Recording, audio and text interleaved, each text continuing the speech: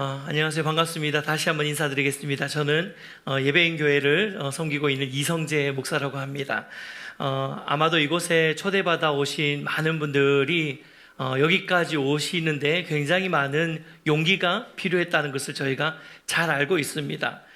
그럼에도 불구하고 또 사랑하는 가족 혹은 친구, 지인, 또 직장 동료의 간곡한 그런 초대에 응하는 마음으로 용기를 내서 이 자리에 와주셔서 다시 한번 환영하고 너무너무 감사합니다.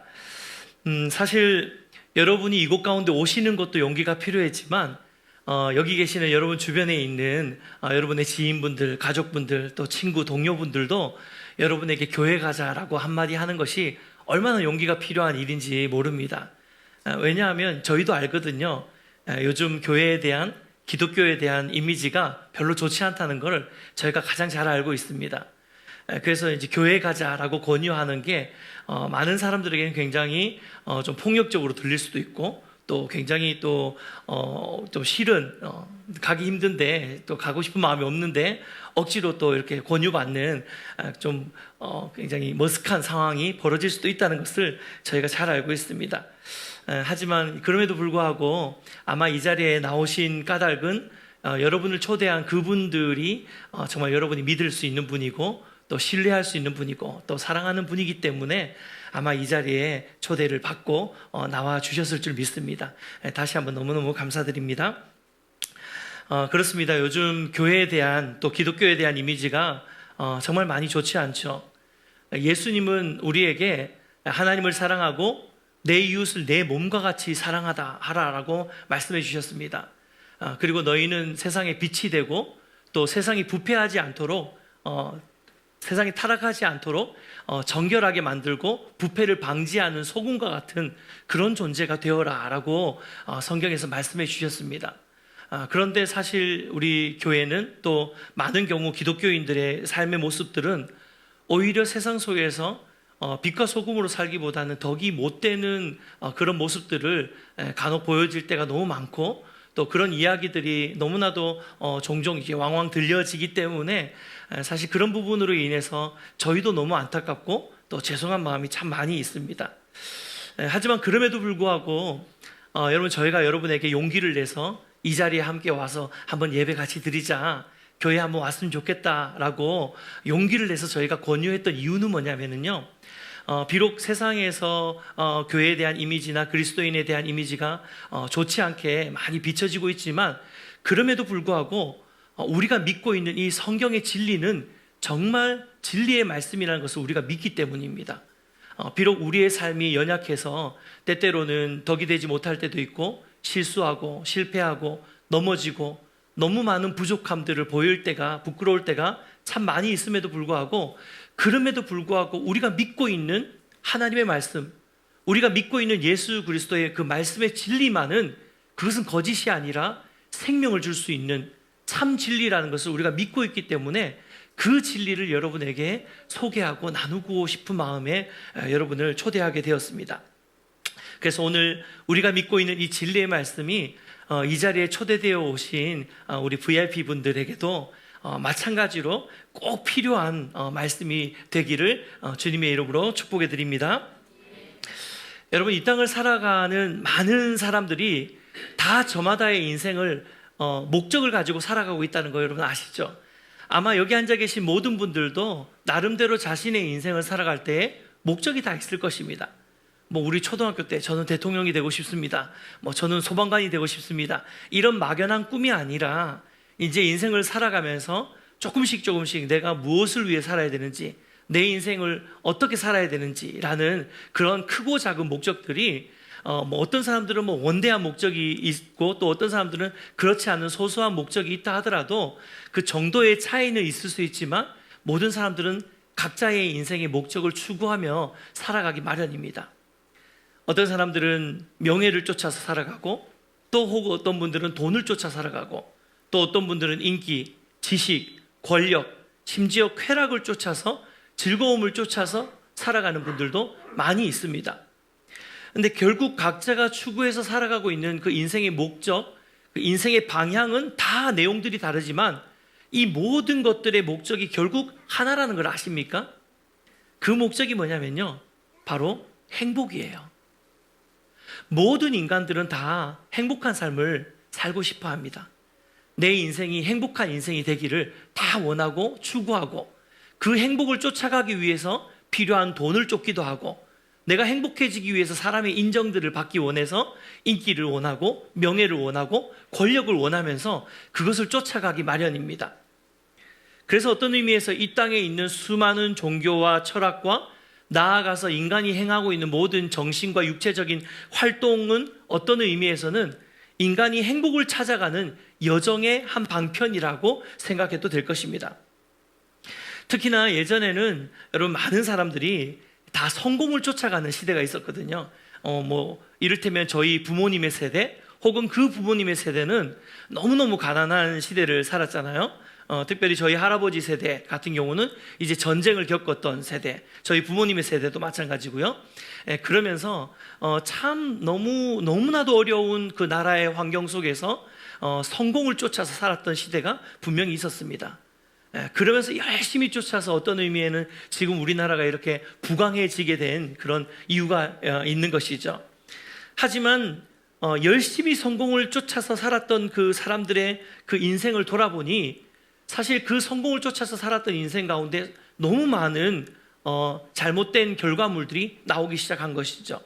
가정이 깨어지고, 부부관계가 깨어지고, 자녀와의 관계들이 깨어지고, 또 사람들이 성공만 바라보고 달려가다 보니까 인간미도 떨어지고, 또 정도 없어지고, 사회는 점점 각박해지고, 경쟁 가도를 계속해서 달리게 되고, 이러한 여러 가지의 역행되어지는 안타까운 일들이 계속 일어나면서 이제 어느 순간 사람들이 인생의 성공이 다가 아니구나라는 걸 깨닫게 된 것입니다.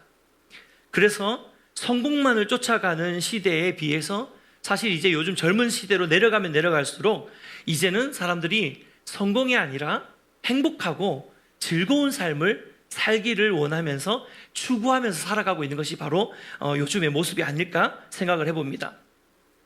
이렇듯 모두가 자신들만의 행복을 말하고 꿈꾸고 또 쫓아 살아가고 있지만, 그런데 여러분 어떻습니까? 행복하기가 쉽나요? 절대 쉽지 않죠.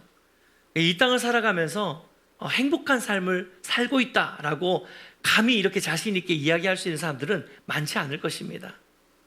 대부분의 사람들은 행복을 쫓아 살아가고 있지만 사실 내 삶이 정말 행복할까라고 생각하면 물론 행복한 부분이 많이 있을 수 있죠. 하지만 그럼에도 불구하고 우리 삶이 완전히 행복하다라고 말할 수 있는 사람은 아마도 이 땅에 살아가는 사람 아무도 없을 것입니다.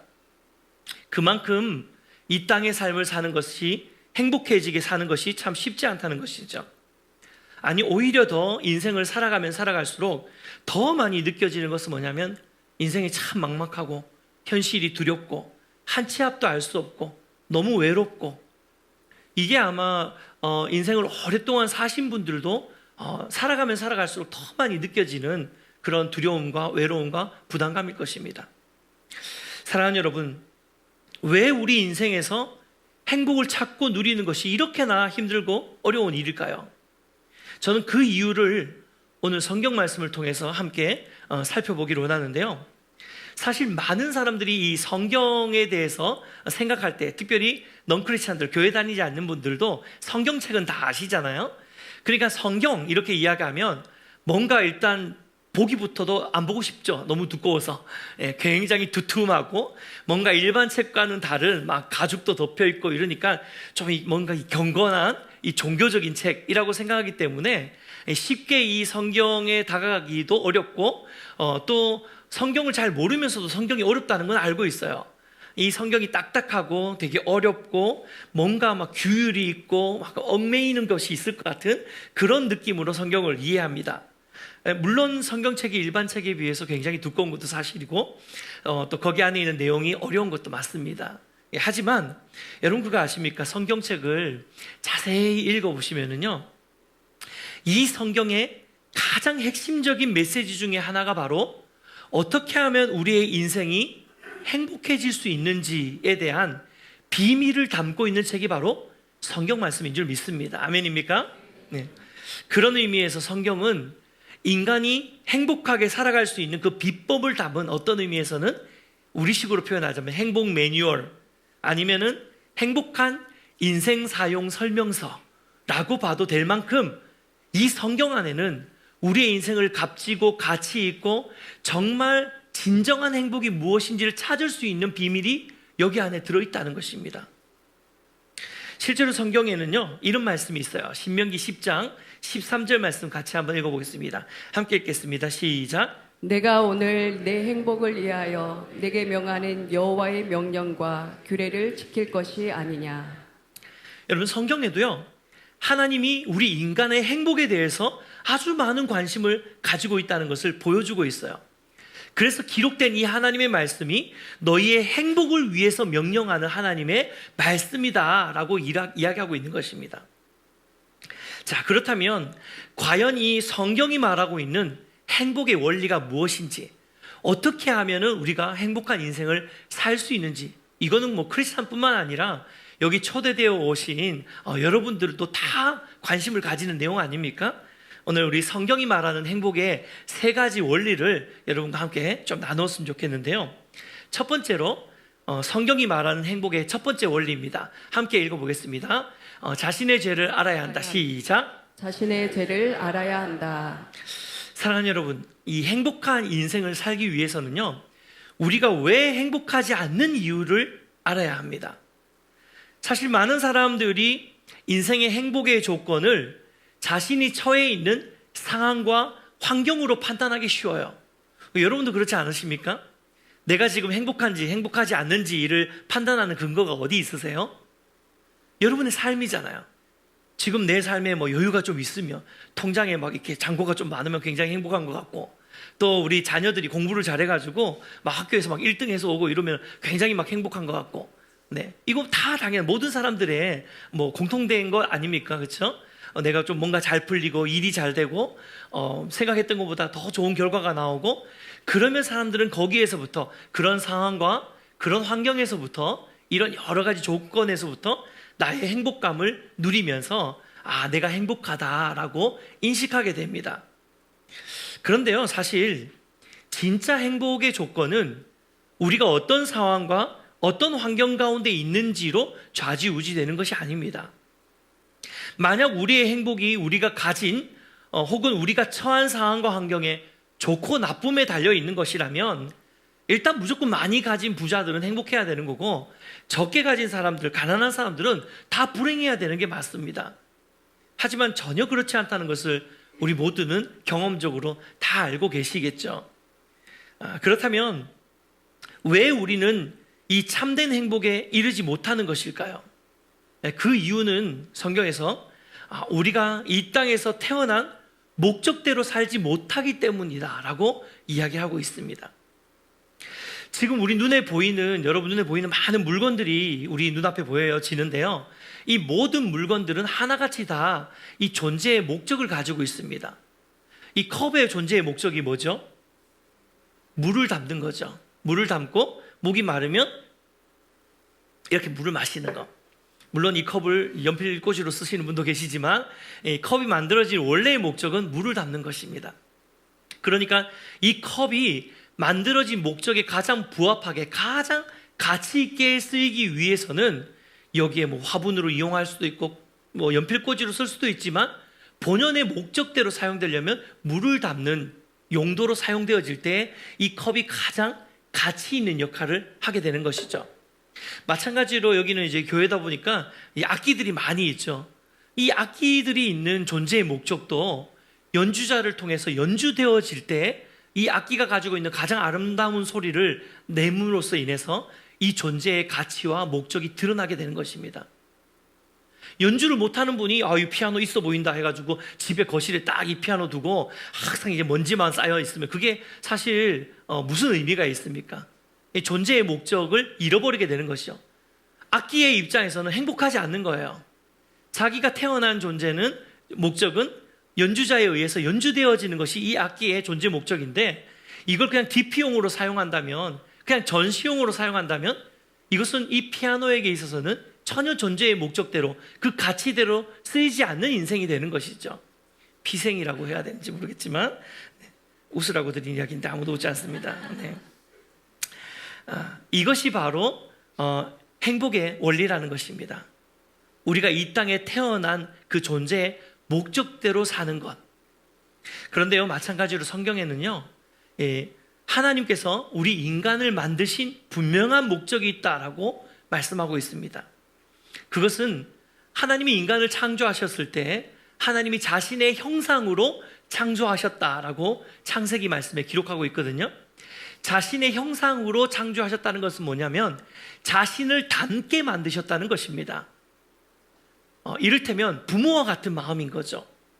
이 부모가 자기와 똑 닮은 존재를 만들어내는데 그 존재를 우리가 뭐라고 합니까? 자녀라고 이야기를 하죠. 그러니까 성경에서 하나님께서 자신의 형상대로 인간을 창조하셨다라는 그 말의 의미 안에는 하나님이 저와 여러분을 하나님 당신의 자녀로 지으셨다는 것을 의미합니다.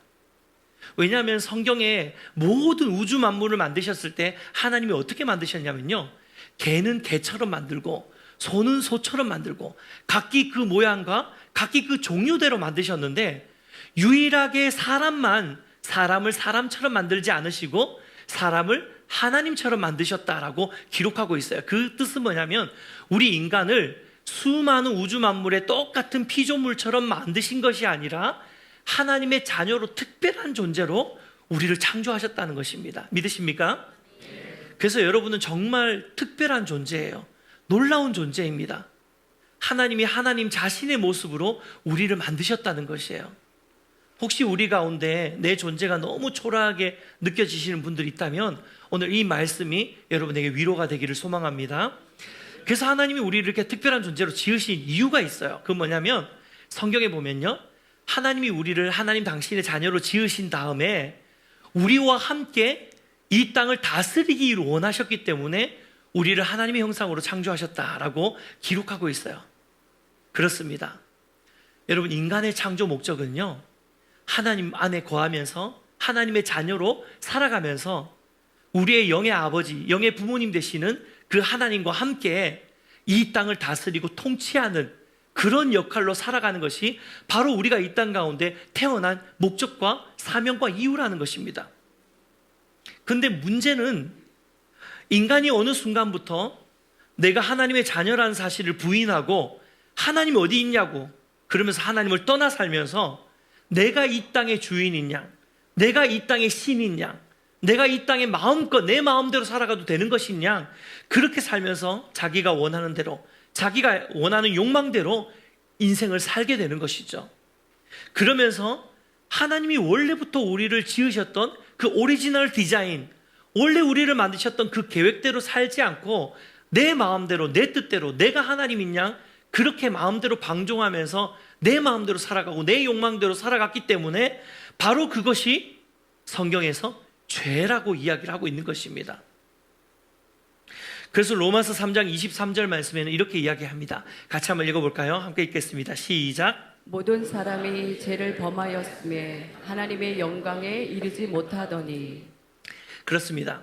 성경은 누구는 의롭고 누구는 착하고 누구는 죄인이고가 아니라 모든 인간은 다 죄를 가지고 있다라고 이야기를 하고 있습니다. 창조하신 목적대로 우리가 살아가고 있지 않다는 것이죠. 따라서 우리가 정말로 행복한 인생을 회복하기를 원하신다면 가장 먼저 우리 안에 일어나야 되는 작용이 있습니다. 그게 뭐냐면 내가 죄인이라는 사실을 인정하셔야 돼요. 내가 죄인이라는 사실을 인정하고 이 죄의 문제를 해결하기 위해서 몸부림치고 이 죄의 문제를 해결할 수 있는 해답을 만날 때에 비로소 우리의 인생은 행복한 인생으로 변화되어지는 것입니다. 자, 그렇다면 우리가 어떻게 해야지 우리 안에 있는 이 죄의 문제를 해결할 수 있을까요? 성경이 말하는 행복의 두 번째 원리 같이 읽겠습니다. 함께 읽겠습니다. 시작. 하나님의 사랑을 알아야 한다. 오늘 우리가 읽은 성경 말씀이 이에 대해 하나님이 예수 그리스도를 통해 십자가에서 우리 죄를 해결해 주셨다. 우리 죄의 문제를 해결하기 위해서 예수님이 이 땅에 오셨다는 것을 기록하고 있는 것이 바로 우리가 함께 읽은 요한복음 3장 16절 말씀입니다. 이 요한복음 3장 16절은요, 이렇게 두꺼운 성경책, 수많은 글이 들어가 있는 이 책을 딱 한 절로 요약해라 라고 한다면 바로 이 요한복음 3장 16절 말씀이라고 해도 과언이 아닐 것입니다. 그런 의미에서 우리 다시 한번 읽어볼까요? 함께 읽겠습니다. 시작. 하나님이 세상을 이처럼 사랑하사 독생자를 주셨으니 이는 그를 믿는 자마다 멸망하지 않고 영생을 얻게 하려 하심이라. 아멘. 교회를 다니지 않는 분들도 예수님이 십자가에 못 박혀 죽으셨다는 것 정도는 다들 알고 계실 것입니다. 근데 예수님 왜 죽으셨냐면요, 그냥 죽으신 게 아니에요. 폭동을 일으키신 게 아니라 예수님께서 죽으신 이유, 십자가에 달려 죽으신 이유는 바로 오늘 말씀처럼 우리의 죄의 문제를 해결해 주시기 위해서 자신의 생명으로 우리의 죄의 대가 지불을 하신 사건이 바로 십자가 사건이었습니다. 왜냐하면 성경을 보면요, 죄를 지은 모든 사람들은 반드시 죽게 될 것이다 라고 이야기를 하고 있거든요. 근데 실제로 이 말씀처럼 죄를 지은 인간은 그 다음부터 계속해서 육신의 죽음을 맛보게 되었습니다. 이 땅을 살아가는 어느 누구도 죽음을 피할 수는 없습니다. 우리는 육신의 죽음을 반드시 경험할 수밖에 없어요. 근데 이 육체의 죽음이 인간이 처음부터 창조되었을 때 결정되었던 것이 아니라 인간이 죄를 짓고 하나님을 떠나면서 징벌로 오게 된 것이 바로 육체의 죽음이었어요. 성경을 자세히 묵상하시다 보면 원래 인간이 창조되었을 때는 죽음이 없는 존재였습니다. 하나님과 함께 영원히 살면서 에덴 동산이라고 그러죠. 그 에덴 동산에서 낙원이라고 흔히들 알고 계시는데, 이 낙원에서 주님과 함께 다스리고 하나님과 함께 통치하면서 마음껏 누리고 행복한 삶을 살 수 있도록 영원히 살 수 있는 존재로 하나님이 창조하셨음에도 불구하고 우리가 하나님을 떠나면서 내가 주인인 것처럼 살아가면서 죄를 지었기 때문에 결국 이 영원한 에덴 동산에서 추방당하고 그리고 우리의 육신의 죽음까지도 경험하게 된 것입니다. 그래서 결국 성경에 보면 이 죄의 싹은 사망이다라고 하나님께서 말씀하셨기 때문에 예수님이 저와 여러분이 지은 그 모든 죄악들을 대신 지시고 예수님 십자가에서 대속의 죽음으로 우리의 모든 죄를 다 사해 주신 것입니다. 그래서 이제 우리가 해야 되는 것은 이 예수 그리스도의 십자가의 사랑을 믿는 것입니다. 나를 위해서 예수님이 십자가에 못 박혔다는 사실을 믿고 이것이 나를 향한 하나님의 얼마나 놀라운 사랑인지를 믿는 것, 이것이 중요하다는 것이죠. 이렇게 해서 우리가 예수님을 믿고 의지할 때에 우리 안에 있는 모든 죄의 문제가 해결되어지고 죄 사함으로 인한 행복을 누릴 수 있게 되는 것입니다. 여러분, 특별히 행복을 말할 때요, 기독교에서 말하는 행복과 또 이 세상에서 이야기하는 행복의 개념이 다르다는 것을 아십니까? 여러분, 이 땅에서 사람들이 말하는 행복은요, 영어로 말하면 해피니스예요. 네, 해피니스, 행복이라고 이야기를 하죠. 그런데 기독교에서 말하는 행복은요, 해피니스라고 번역하지 않고 블레싱이라고 번역을 합니다. 근데 이 두 단어는 굉장히 다른 어원을 가지고 있습니다. 해피니스라는 것은 해픈에서 왔어요, 영어로. What happened? 뭐 이렇게 하잖아요. 근데 이 happen이라는 것은 우연히 일어나는 일을 이야기하는 것입니다. 그러니까 세상 사람들이 말하는 행복이라는 것은 우연히 내게 찾아온 행운과도 같은 것입니다. 이게 무슨 뜻입니까? 가변성이 있다는 거예요. 지금 여러분이 행복하고 있지만 세상에서 말하는 행복의 기준대로 살아간다면 여러분 언젠가는 불행해질 수 있는 거예요. 우연히 일어나는 행복이기 때문입니다. 나에게 보장된 것이 아니라 쑥 지나가 버리는 행복, 그것이 이 세상 사람들이 쫓아가고 있는 행복이라는 거예요. 유통기한이 있다라고 표현할 수 있는 것이죠. 영원하지 않습니다. 세상 사람들이 길을 쓰고 쫓아가고 있는, 어떻게든지 행복해지려고 돈도 벌고 명예도 추구하고 막 죽을 똥 살똥 살아가면서 치열하게 살면서 그 얻으려고 하는 그 행복이 결국 해프닝이라는 거예요. 언제든지 없어질 수 있는 행복. 그런데요, 성경에서 말하는 행복은 뭔지 아십니까? 성경에서 이야기하는 행복은 우리가 이 땅을 살아가면서 언제든지 해프닝으로 일어나는 그 행복이 아니라 블레싱. 근데 이 블레싱이라는 단어는 어원을 찾아보면 이 블리드, 피 흘림이라는 단어에서부터 유래된 단어예요. 예수 그리스도께서 십자가에 피를 흘려 주셨기 때문에 우리가 이 블리딩된 그 보혈의 능력으로 인해서 우리가 블레싱을 얻게 되는 것입니다. 아멘입니까? 예수님의 십자가의 보혈을 기반으로 한 행복이 바로 성경에서 이야기하는 행복인 줄 믿습니다. 이게 얼마나 놀라운 사실인지 모릅니다. 여러분, 예수님의 십자가의 보혈의 능력은 사라지지 않습니다. 그것은 진리예요. 예수님이 이미 십자가에서 보혈을 흘려주셨기 때문에 그 보혈의 능력은 100년, 200년 유통기한이 있는 것이 아니라 다시 이 땅 가운데 예수님께서 재림하시는 그날까지, 인생의 종말이 오는 그날까지, 우리가 영원한 천국으로 올라가는 그날까지 이 예수님이 흘려보내주신 보혈의 능력으로 인해 우리에게 얻게 되는 그 축복은 계속해서 우리의 삶 가운데 복된 일이라는 것을 여러분 꼭 깨달으시기를 주님의 이름으로 축복해 드립니다. 결국 예수를 믿을 때 이 놀라운 행복이 저와 여러분의 것이 되는 것입니다. 이 축복을 누리게 되시길 주님의 이름으로 축복해 드립니다. 마지막으로 성경이 말하는 행복의 세 번째 원리입니다. 함께 읽겠습니다. 시작. 예수님을 나의 구주로 모셔야 합니다. 사랑하는 여러분, 이제 우리는 우리의 죄를 해결해 주시는 하나님의 은혜와 또 이 죄의 문제를 실제로 회복시켜 주신 예수님의 십자가의 사랑을 알게 되었습니다.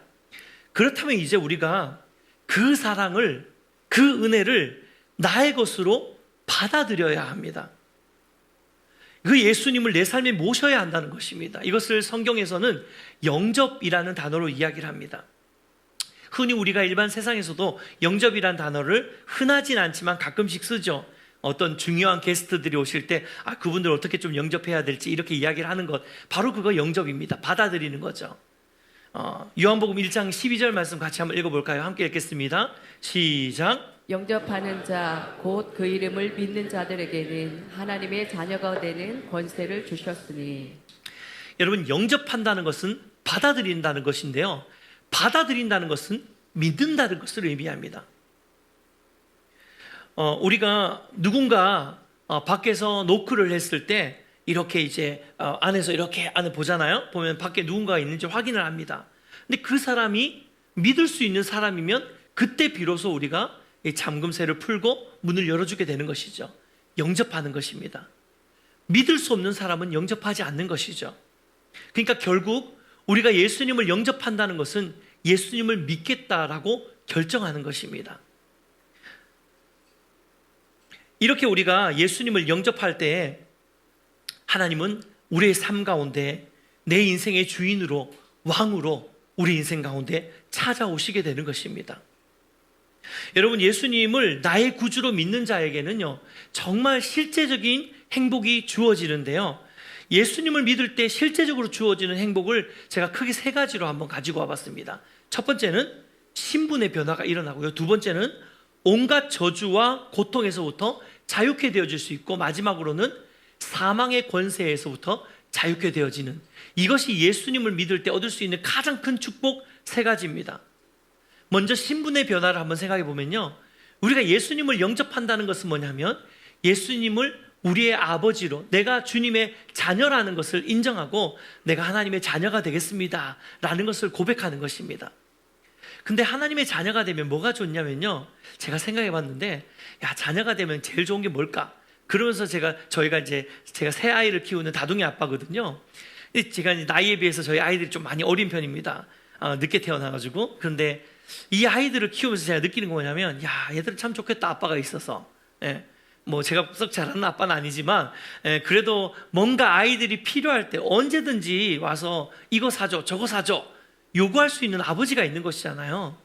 저는 저희 육신의 아버지가 제가 대학 때 일찍 소천하셨거든요. 그래서 제가 뭐 필요할 때 저희 아버지한테 가서 뭐 달라고 할 수가 없어요. 근데 아버지가 있다는 것은 놀라운 특권입니다. 내가 무엇이 필요할 때, 나에게 힘이 필요할 때, 내가 의지해야 될 대상이 필요할 때 언제든지 아버지께로 나아가서 요청하고 요구할 수 있는 특권, 그것이 바로 자녀의 특권인 줄 믿습니다. 우리의 신분이 변화된다는 것은요, 우리에게 아버지가 생기는 것이에요. 물론 우리의 육의 아버지도 있지만 육의 아버지보다 훨씬 더 나를 잘 아시고 훨씬 더 영원 전부터 나를 계획하고 계시고 나의 생각과 나의 마음까지도 감찰하시는 그 아버지가 계신다는 것입니다.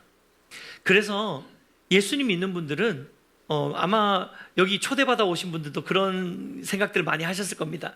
교회 다니는 사람들은 툭 하면은 기도할게요 이렇게 이야기하잖아요.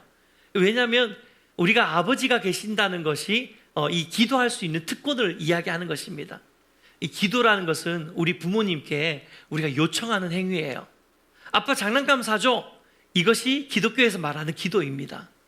그래서 하나님 앞에 나아가서 언제든지 내가 힘들고 어려울 때마다 하나님께 요청할 수 있는 그 특권을 예수님을 믿을 때에 얻게 되는 것이죠. 두 번째로 온갖 저주에서부터 자유해질 수 있어요. 요한일서 3장 8절 하반절에 보면요, 이런 말씀이 있는데요. 하나님의 아들이 나타나신 것은 마귀의 일을 멸하려 하심이라 라는 말씀이 있습니다. 이 땅을 살아가는 많은 사람들은 자신이 알게 모르게 모르는 순간에 이 땅을 살아갈 때에 계속해서 마귀의 일에 영향을 받을 수밖에 없어요. 왜냐하면 성경은 분명히 이렇게 이야기하거든요. 이 세상은 공중권세 잡은 자들이 지배하고 있는 세상이다. 이 공중권세 잡았다는 게 무슨 말이냐면 사단, 귀신, 악한 영들을 이야기하는 것입니다.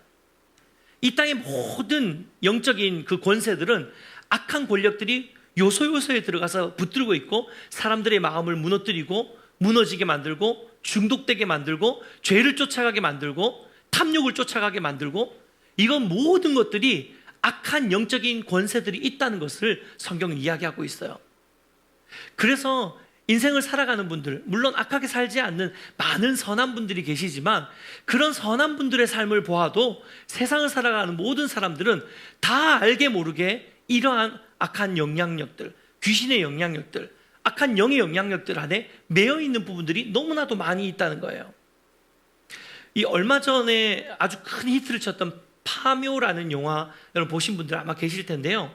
이 영화도 보면요, 사실 그 묘를 이장해 가는데 거기 얼마나 많은 영적인 권세들과 영적인 세력들의 영향을 받고 있는지 모릅니다.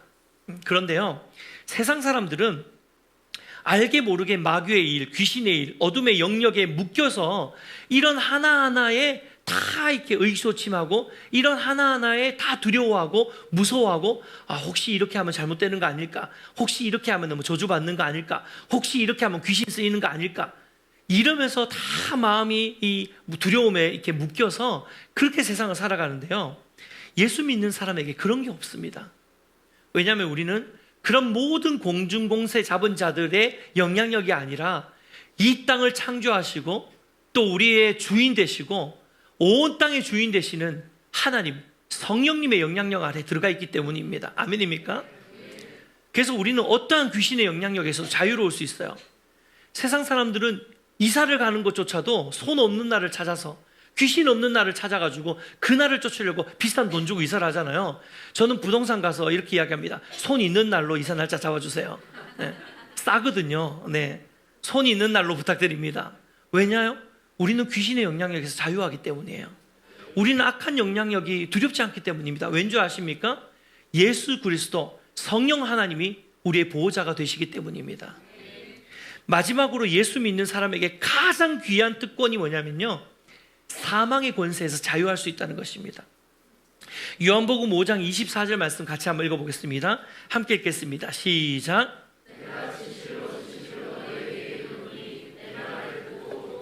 나를 보내신 이를 믿는 자는 영생을 얻었고 심판에 이르지 아니하나니 사망에서 생명으로 옮겼느니라. 아멘. 이 말이 무슨 말입니까? 예수님을 믿을 때에 심판에 이르지 아니하나니 사망에서 생명으로 옮겼다. 여러분, 예수님 믿게 되면 가장 큰 특권이 뭐냐면 죽음의 두려움을 극복해낼 수 있어요. 이 땅을 살아가는 모든 사람들이 여러 가지 두려움에 직면하지만 모든 사람들이 절대로 피해갈 수 없는 두려움이 하나 있습니다. 그것이 바로 죽음입니다. 우리 중에 어떤 사람도 죽음을 피해갈 수 있는 사람은 없어요. 그리고 우리 중에 어떤 사람도 나는 죽음이 두렵지 않습니다 라고 말할 수 있는 사람은 없습니다. 죽음의 두려움에 대한 크기가 다를 뿐이지 죽음이라는 것은 한 번도 우리가 경험해 보지 않았던 일이기 때문에 다 크든 작든 거기에 대한 두려움이 있기 마련입니다.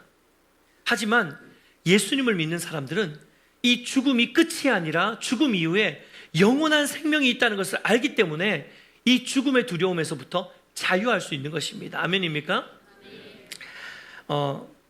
말씀을 마무리하면서요, 제가 대학원에서 저에게 설교학을 가르쳤던 그 류웅열 교수님이라는 분이 계시는데 지금 워싱턴 중앙 장로교회의 담임 목사로 사역을 하고 계시는 아주 멋진 교수님 한 분 계십니다. 근데 제가 건너서 이 이야기를 들었는데요, 이 교수님이 목회를 하시는 그 워싱턴 중앙 장로교회에 아주 유명한 가수 에일리 다 아시죠? 이 에일리의 어머니 집사님이 출석을 하고 계신답니다. 그런데 참 신실한 여자 집사님이었는데 너무나도 안타깝게도 젊은 나이에 50대에 주님의 품에 안기게 되신 거예요. 그런데 이 집사님이 실제로 있었던 이야기입니다. 이 집사님이 이제 호흡이 가빠지면서 이제 죽음을 눈앞에 두고 있을 때 우리 류웅열 교수님이, 이 목사님이 이 집사님을 신방을 하러 병원을 가신 거예요. 그러면서 무릎을 꿇고 간절히 기도하고 눈물을 툭툭 흘리면서 기도를 하니까 이 에일리의 어머니, 이 여자 집사님이 이 목사님을 지그시 바라보면서 희미한 순간에 눈을 뜨면서 이렇게 목사님께 이야기했답니다. 목사님, 너무 슬퍼하지 마세요. 우리 신자의 이별은 굿바이가 아니라 굿나잇입니다.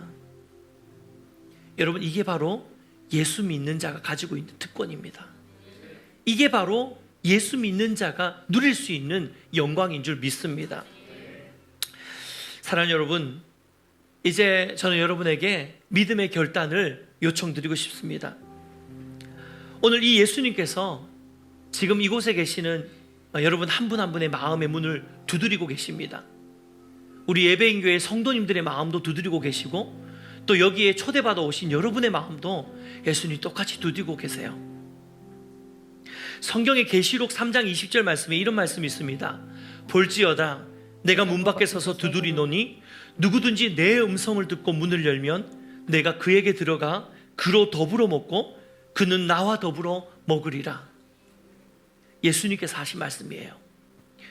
내가 너의 문 밖에서 너의 마음의 문을 두드릴 때에 누구든지, 이 누구든지라는 말은 뭐냐면 내가 어떠한 죄가 내 안에 있든지, 내가 얼마나 연약한 사람이든지, 내가 얼마나 초라한 존재든지 다 상관없다. 어느 누구라도 괜찮다. 엄청난 죄인이라도 괜찮다. 엄청난 약한 사람이라도 괜찮다.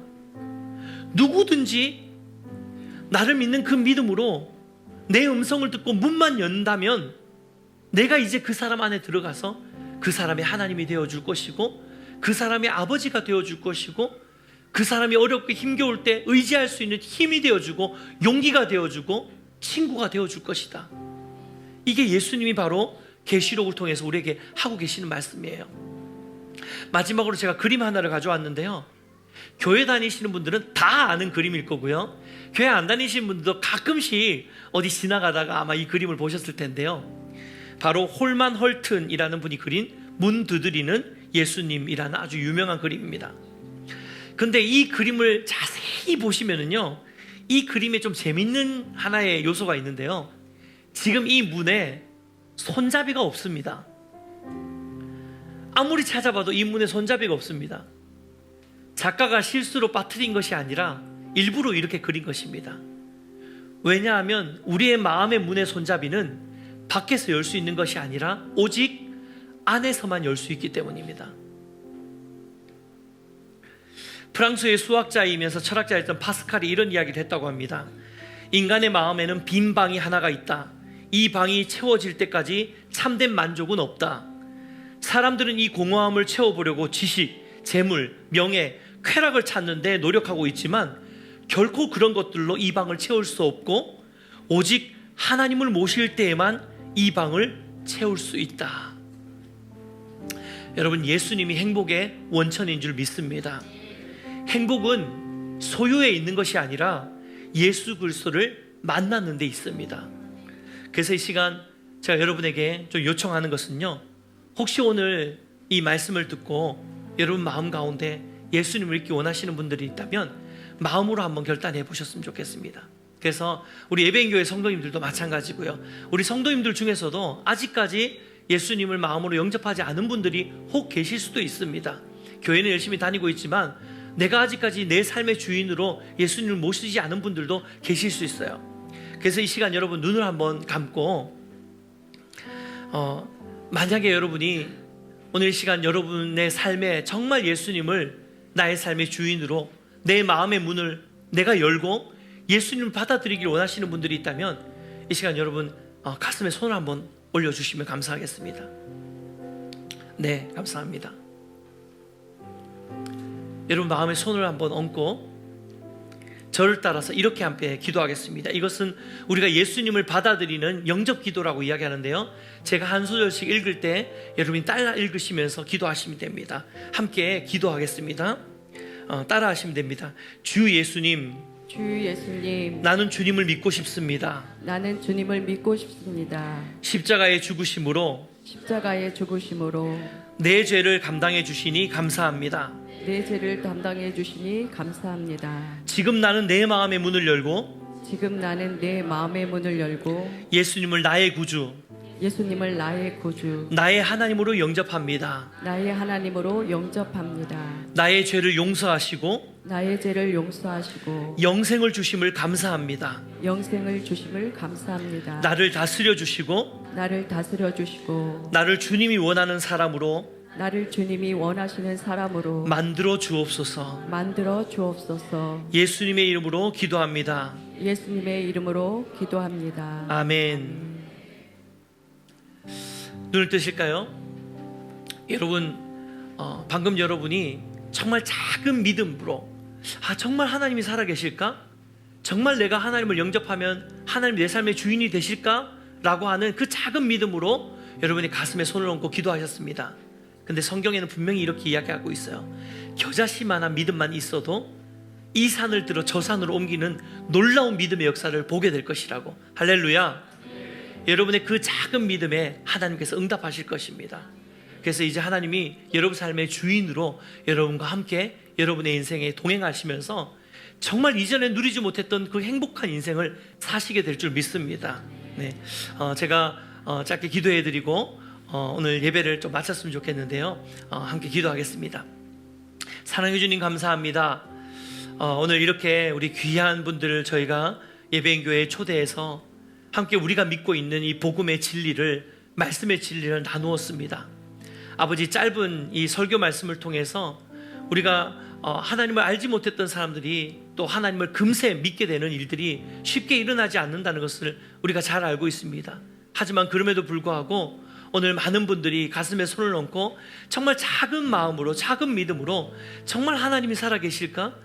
내가 하나님을 영접할 때 하나님이 내 삶에 찾아오셔서 나와 함께 동행하시면서 진짜 내 인생이 행복해질 수 있을까라는 마음으로 영접 기도를 하는 많은 사람들이 오늘 계셨습니다. 하나님, 이들의 그 영접 기도에 하나님 응답하여 주시옵소서. 찾아가 주시고 이들의 주인이 되어 주시고 이들의 친구가 되어 주시고 이들의 아버지가 되어 주시옵소서. 오늘 행축을 통해서 정말 많은 분들이 이 자리에 오셔서 함께 말씀을 듣고 예배할 수 있도록 인도하신 것 감사드립니다. 잠깐 모이는 자리지만 이제 이들이 떠나는 그 삶의 자리에 하나님 동행하여 주시고 우리 모두의 삶의 주인 되어 주시옵소서. 그렇게 행하실 것 믿습니다. 감사드리며 예수님의 이름으로 기도드리옵나이다. 아멘.